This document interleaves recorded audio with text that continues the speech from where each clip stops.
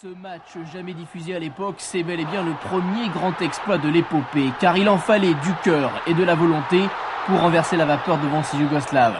À la suite d'un coup franc, la balle parvient à Larqué qui fusille Meskovic, 1-0, mais la route est encore longue.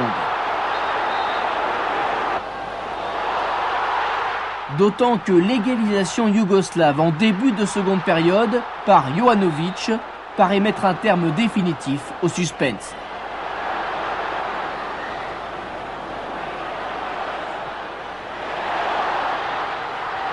Mais les Verts ne s'en laissent pas compter et c'est peut-être là le déclic sur l'engagement qui suit.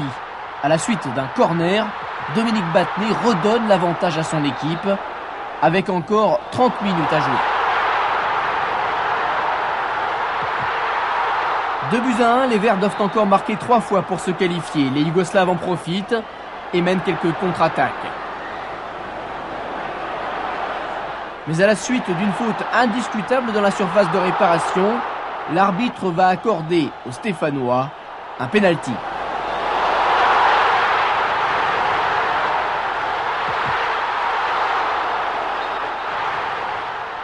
C'est Georges Beretta qui ne sait pas encore qu'il dispute là l'un de ses derniers matchs sous le maillot vert, avant de partir pour Marseille, qui est chargé d'exécuter la sentence.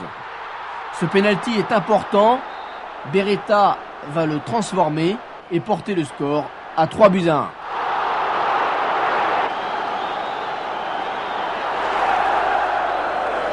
Il faut à présent marquer un 4e but pour arracher la prolongation. À l'époque, les joueurs peuvent encore tranquillement donner le ballon en retrait à leur gardien. Les Yougoslaves en profitent. Dans l'art de gagner du temps, ils n'ont pas leur équivalent en Europe.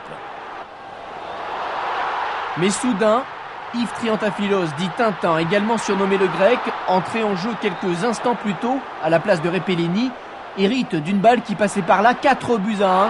Il faudra donc la disputer, cette demi-heure supplémentaire. 104e minute, mauvais dégagement du gardien yougoslave qui pousse son défenseur à la faute. Un coup franc bien placé, mais qui pour le tirer? Dans les prolongations, moi-même, j'ai fini avec 2 crampes. Jean-Michel Larquet qui devait tirer les coups francs avec moi. Dans les prolongations, doit tirer un coup franc. Jean-Michel passe à côté de moi, il me dit « Georges, je peux plus ». Le Grec qui était rentré à ce moment-là, qui était Yves Triantafylos, je lui dis « Tintin !» Tintin, il dit quoi? Je lui dis « Tu vas frapper ». Je lui pousse le ballon, pouf, au fond.